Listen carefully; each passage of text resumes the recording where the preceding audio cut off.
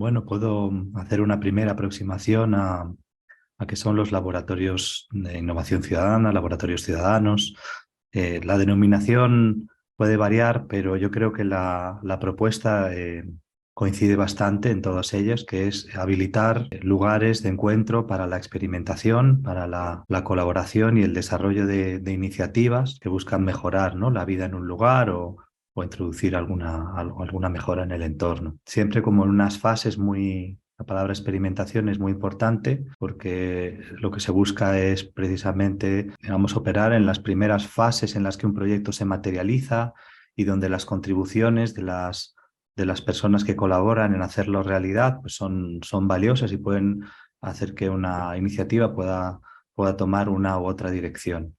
Entonces, los laboratorios ciudadanos lo que hacen es juntar a personas que tienen una propuesta con otras que quieren colaborar en que esa propuesta se pueda materializar. Y lo hacen a través de equipos de trabajo que se reúnen todos precisamente en un lugar, en el laboratorio, en lo que llamamos también a veces talleres de prototipado colaborativo, donde esos proyectos se empiezan a construir. Y a la vez que se producen proyectos que muchas veces tienen un recorrido y una incidencia importante, se crean nuevas comunidades de práctica, de aprendizaje, que de otra manera no se habrían formado. Es decir, que gente que viene de perfiles muy distintos, que pueden ser perfiles académicos, del sector público, profesionales, del mundo del arte, de la ciencia, de la tecnología, de la educación, del activismo, se puedan juntar en torno a propuestas concretas y desarrollarlas. Entonces yo creo que para las organizaciones que lo implementan son como una oportunidad de activar procesos de colaboración, tanto desde de un punto de vista interno como hacia afuera, ¿no?, con el entorno, con el exterior y con otras organizaciones. Para complementar, eu diria também que os laboratórios, eles acabam sendo, né, ambientes de prototipagem colaborativa, como disse o Marcos, eu geralmente traduzo para o português como ambiente. A tradução para o português de taller ficaria um pouco como oficina e tal. Eu acho que no espanhol isso dá para entender, mas aqui soa um pouco limitante, eu acho, do que é, né? Então a gente costuma usar a palavra ambiente. Esses ambientes de prototipagem, eles oferecem tanto para a organização internamente processos rápidos de aprendizagem, né, sobre si mesmo como instituição, e quando a instituição está fazendo trabalhos para fora, para as comunidades, ele também pode se colocar como um espaço de aprendizagem, né, para essas comunidades. E aprendizagem de que sentido? No sentido de que a gente pode fazer um diagnóstico dos problemas que estão acontecendo, né? Identificar esses problemas e se juntar para ajudar a resolvê-los desde o ponto de vista, no caso, das comunidades cidadão, né? Quer dizer, eu estou nesse meio e quero ajudar a pensar a resolução dos problemas e também colaborar com os desafios que nós enfrentamos aí para viver juntos. E, enquanto organização, a gente quer se desenvolver e precisa também encarar esses desafios para conseguir aprender e atuar melhor a partir do entendimento e da resolução deles, né? Acho que isso também pode ser um ponto importante assim, para essa ideia do que é, né, esses laboratórios. Uma coisa que o Marcos sempre diz que eu acho muito interessante é que também os laboratórios em si, eles são um novo modelo de instituição, né? E ele é esse novo modelo de instituição porque ele parte de outras prioridades e de outros parâmetros e critérios que são mais importantes para esse mundo que a gente vive agora. Creo que sí que se pueden describir como un nuevo modelo de institución porque de alguna manera responden a una necesidad que las instituciones que hemos heredado no cubren, ¿no? Y yo creo que es la necesidad de que tenemos todas las personas de poder desarrollar nuestras capacidades en contribuir a mejorar el entorno y el mundo en el que vivimos, ¿no? Y creo que el nuevo modelo se caracteriza precisamente porque lo que hace es una invitación a la cooperación y a la experimentación. Y creo que las instituciones que hemos heredado sobre todo ponen el énfasis en la en la transmisión, en la idea de que las personas, sobre todo, lo que tienen son carencias que hay que cubrir.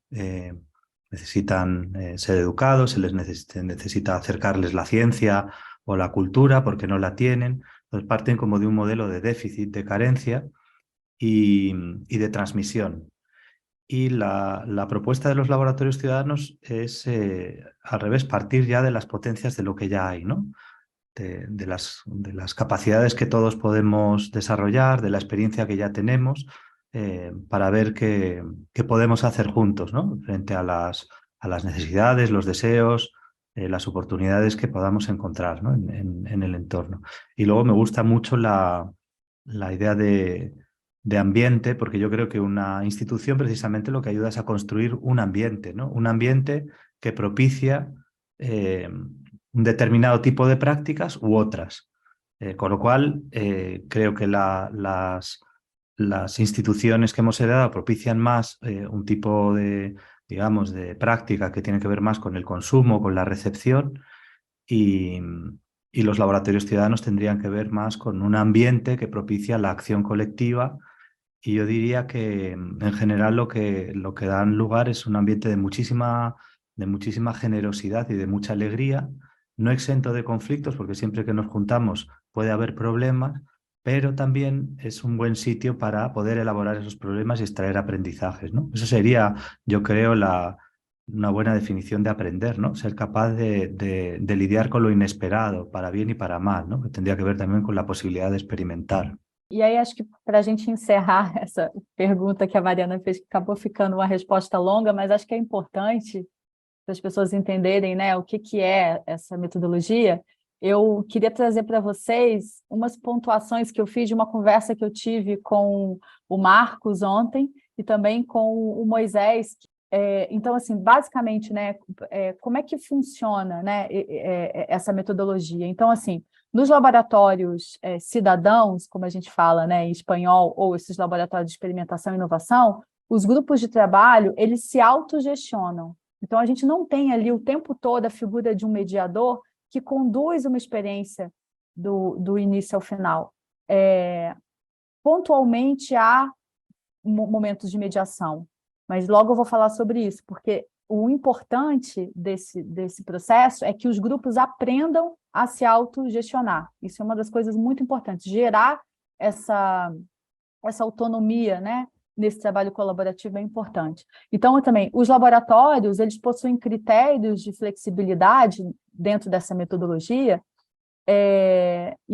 então não há uma sucessão de etapas a serem cumpridas do início ao fim. A gente tem critérios de flexibilidade e deixa essa flexibilidade aparente para que as pessoas possam ter essa autonomia de decisão de como elas querem trabalhar. A condução de cada grupo, né, é autogerido e ela é feita por entregas determinadas a partir do diálogo desse grupo, muitas vezes até com os mentores. Então, assim, cada grupo define as suas entregas dentro de um cronograma estabelecido, né? Não somos nós que pedimos isso. E a gente avalia caso por caso. E essas conversas são feitas, às vezes, de maneira coletiva, com a presença dos mentores que ajudam nessas decisões, mas isso é definido por eles. A outra coisa é que as equipes não se baseiam em conhecimento especializado somente, né? Então, todos os participantes, eles são conhecedores e o seu conhecimento é valorizado igualmente. E isso é importante para que a gente possa incluir uma diversidade enorme de modos de pensar, modos de vida e fazer, né, dentro do laboratório.